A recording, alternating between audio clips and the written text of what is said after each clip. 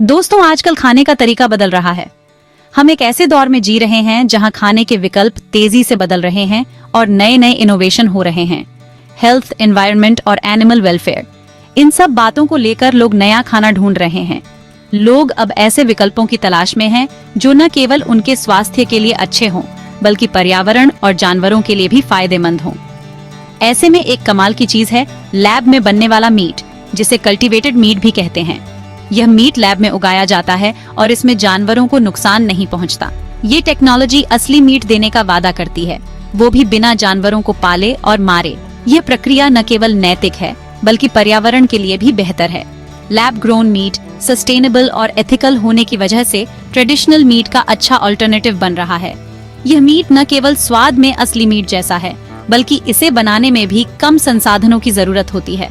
सोचो, आप एक जूसी बर्गर खा रहे हैं और आपको पता है कि इसके लिए किसी जानवर को नुकसान नहीं पहुंचा है और एनवायरनमेंट पर भी इसका असर कम से कम हुआ है। यह एक ऐसा अनुभव है जो न केवल स्वादिष्ट है, बल्कि जिम्मेदार भी है। लैब ग्रोन मीट का यही वादा है, एक ऐसी टेक्नोलॉजी जो हमारे खाने के बारे में सोचने का तरीका बदल सकती है। यह भविष्य का खाना है जो न केवल हमारे स्वास्थ्य के लिए अच्छा है, बल्कि हमारे ग्रह के लिए भी। लैब ग्रोन मीट, जिसे कल्चर्ड मीट भी कहते हैं, असली जानवरों का मीट होता है जो डायरेक्टली उनके सेल्स से बनाया जाता है। ये प्लांट बेस्ड बर्गर्स जैसा कोई सब्स्टिट्यूट नहीं है। ये असली मीट है जिसे बनाने के लिए ट्रेडिशनल तरीके से जानवरों को पालने की जरूरत नहीं होती। इस प्रक्रिया में सबसे पहले जानवर के सेल्स का एक छोटा सा सैंपल लिया जाता है, ज्यादातर मसल सेल्स, और फिर उन्हें न्यूट्रिएंट रिच एनवायरनमेंट में ग्रो किया जाता है। ये सेल्स मल्टीप्लाई होते हैं और बढ़ाते हैं और आखिरकार मसल टिश्यू बनाते हैं जो टेस्ट और टेक्सचर में बिल्कुल ट्रेडिशनली प्रोड्यूस्ड मीट जैसा होता है। लैब ग्रोन मीट बनाने का तरीका बायोलॉजी और इंजीनियरिंग का एक कमाल का मेल है। यह एक ऐसा प्रोसेस है जो सस्टेनेबल और एथिकल मीट प्रोडक्शन के लिए एक नया रास्ता खोलता है। सबसे पहले एक जानवर जैसे गाय, सुअर या मुर्गी से सेल्स का एक छोटा सा सैंपल लिया जाता है। यह सैंपल बहुत ही छोटा होता है और जानवर को किसी भी प्रकार की हानि नहीं पहुंचाता।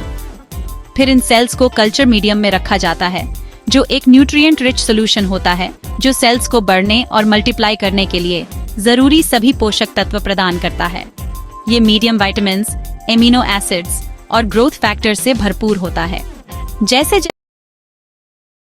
सेल्स मल्टीप्लाई होते हैं, उन्हें बड़े बायोरिएक्टर्स में ट्रांसफर कर दिया जाता है। भरपूर होता है।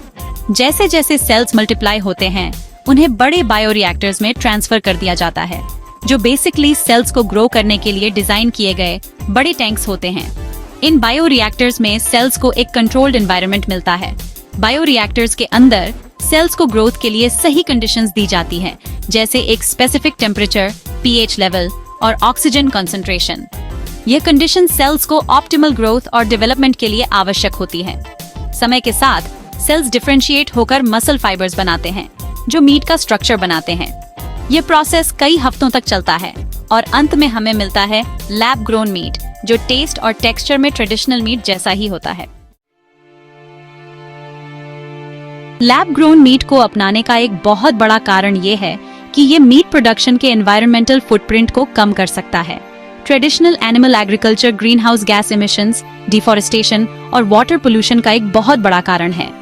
वहीं दूसरी तरफ लैब ग्रोन मीट के प्रोडक्शन में बहुत कम जमीन, पानी और एनर्जी की जरूरत होती है। बड़े पैमाने पर जानवरों की फार्मिंग को खत्म करके हम रिफॉरेस्टेशन या दूसरे कामों के लिए बहुत सारी जमीन खाली कर सकते हैं। उन मीट प्रोडक्शन से ग्रीन हाउस गैस इमिशंस भी बहुत कम होती हैं, जो हमारे प्लैनेट को स्वस्थ रखने में मदद करता है। Section 5, health on the horizon, potential benefits of cultivated meet.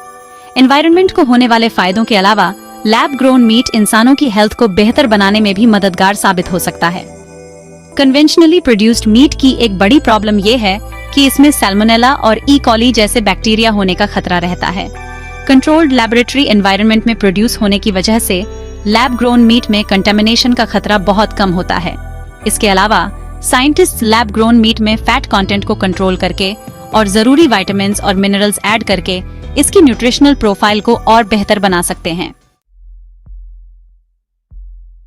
Section 6, the price of progress.